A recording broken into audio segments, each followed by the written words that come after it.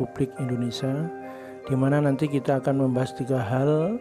Yang pertama, hakikat dan teori kedaulatan, kemudian bentuk dan prinsip kedaulatan negara Republik Indonesia, dan terakhir kita akan membicarakan pelaksanaan prinsip-prinsip kedaulatan sesuai dengan UUD Negara RI tahun 1945.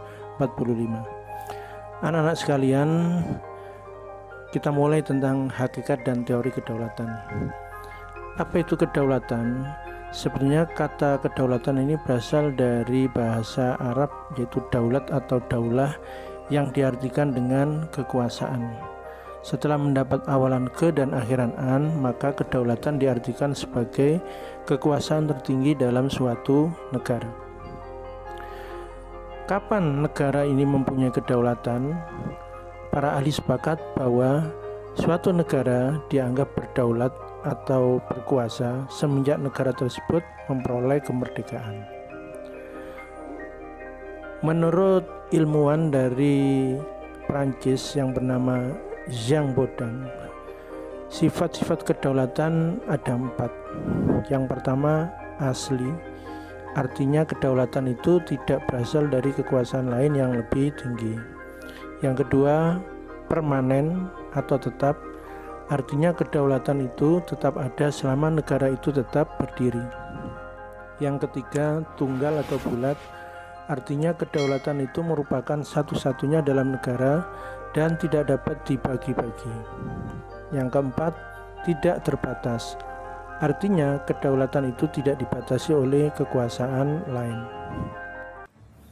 Kedaulatan yang dimiliki oleh sebuah negara yang merdeka atau berdaulat ada 2 macam atau ada 2 bentuk. Yang pertama dinamakan kedaulatan ke dalam, yang kedua dinamakan kedaulatan keluar. Kedaulatan ke dalam itu artinya bahwa setiap bangsa atau negara yang merdeka atau berdaulat berhak mengatur kepentingannya sendiri tanpa campur tangan negara lain.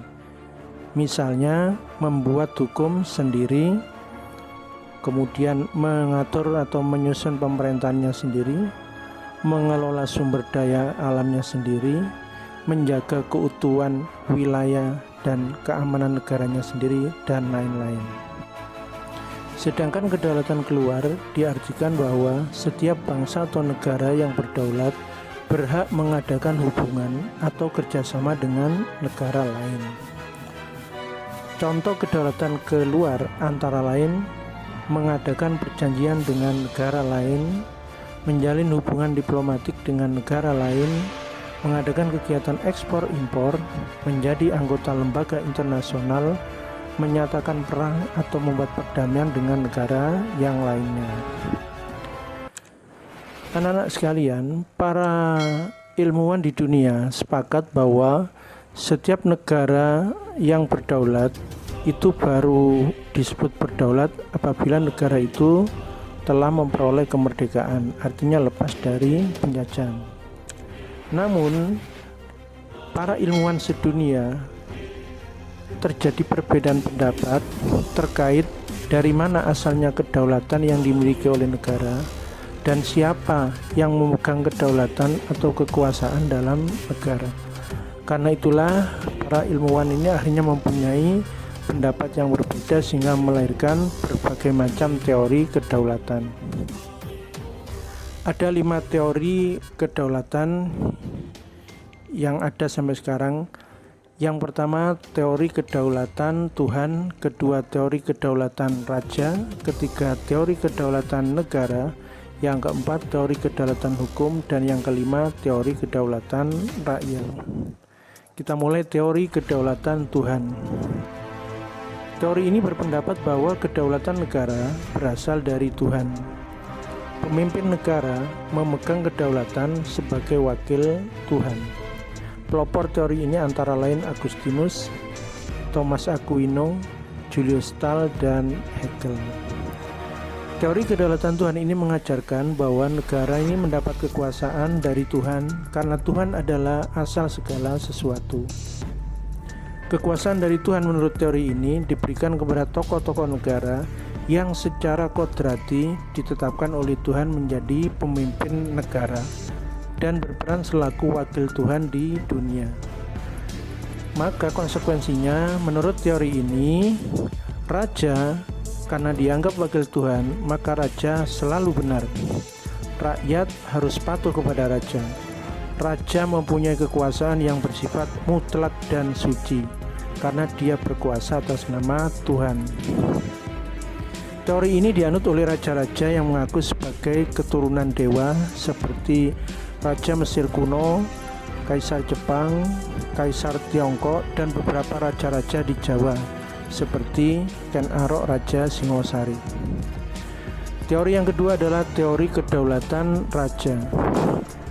Menurut teori ini bahwa kedaulatan negara terletak di tangan raja karena raja dianggap penjelmaan kehendak Tuhan. Pelopor teori ini adalah Machiavelli, Sang Bodang, dan Thomas Hobbes. Teori kedaulatan raja ini lahir pada abad pertengahan sebagai perkembangan lebih lanjut dari teori kedaulatan Tuhan. Menurut teori kedaulatan raja, kedaulatan di tangan raja sebagai penjelmaan dari kehendak Tuhan. Raja bertanggung jawab terhadap dirinya sendiri. Kekuasaan raja berada di atas konstitusi dan tidak perlu menaati hukum, moral, dan agama. Salah satu contoh negara yang menerapkan teori kedaulatan raja adalah Kerajaan Prancis pada masa Raja Louis XIV yang dengan sombongnya berkata, "Negara adalah saya." Teori yang ketiga adalah teori kedaulatan negara. Menurut teori ini bahwa kedaulatan negara bersumber dari negara dan dipegang oleh kepala negara sebagai penjelmaan dari negara. Pelopor teori ini adalah Paul Laban dan George Jelinek. Menurut teori kedaulatan negara, kedaulatan itu timbul bersamaan dengan berdirinya suatu negara. Para penganut teori ini melaksanakan pemerintahan tirani di mana kepala negara ini bertindak sebagai diktator, sehingga mereka melaksanakan kekuasaan secara mutlak dan tidak terbatas. Teori kedaulatan negara ini banyak dipakai di negara-negara yang menganut komunis. Contohnya adalah negara Cina zaman pemerintahan Mao Zedong, kemudian Uni Soviet zaman Stalin, dan juga Korea Utara. Teori yang keempat adalah teori kedaulatan hukum. Menurut teori ini bahwa kedaulatan negara bersumber pada hukum. Kedaulatan negara dipegang oleh lembaga atau orang yang berwenang mengeluarkan hukum. Pelopor dari teori ini antara lain Immanuel Kant, Krabbe, dan Leon Duquesne. Kita masuk teori yang terakhir, teori kedaulatan rakyat. Menurut teori kedaulatan rakyat, bahwa kedaulatan negara berasal dari rakyat dan dipegang oleh rakyat. Pelopor teori ini antara lain Jean-Jacques Rousseau, John Locke, dan Montesquieu. Teori kedaulatan rakyat ini beranggapan bahwa negara ini merupakan kesatuan yang dibentuk oleh suatu perjanjian masyarakat.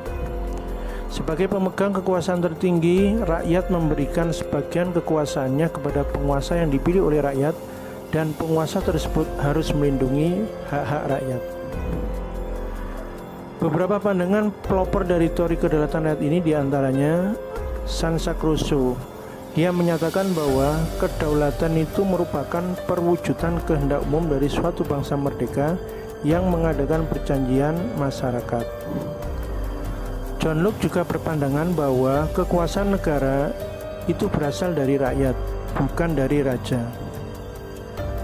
Kemudian Montesquieu juga berpendapat bahwa agar kekuasaan dalam suatu negara tidak terpusat pada seseorang, maka kekuasaan suatu negara dibagi ke dalam 3 kekuasaan yang terpisah, sehingga pemegang kekuasaan yang satu tidak mempengaruhi kekuasaan lainnya. Karena itulah Montesquieu itu akhirnya membagi kekuasaan negara menjadi 3 macam yang dinamakan trias politica, meliputi kekuasaan legislatif, yaitu kekuasaan membuat peraturan perundang-undangan, kekuasaan eksekutif, yaitu kekuasaan melaksanakan peraturan perundang-undangan, dan kekuasaan yudikatif, yaitu kekuasaan untuk menegakkan peraturan perundang-undangan.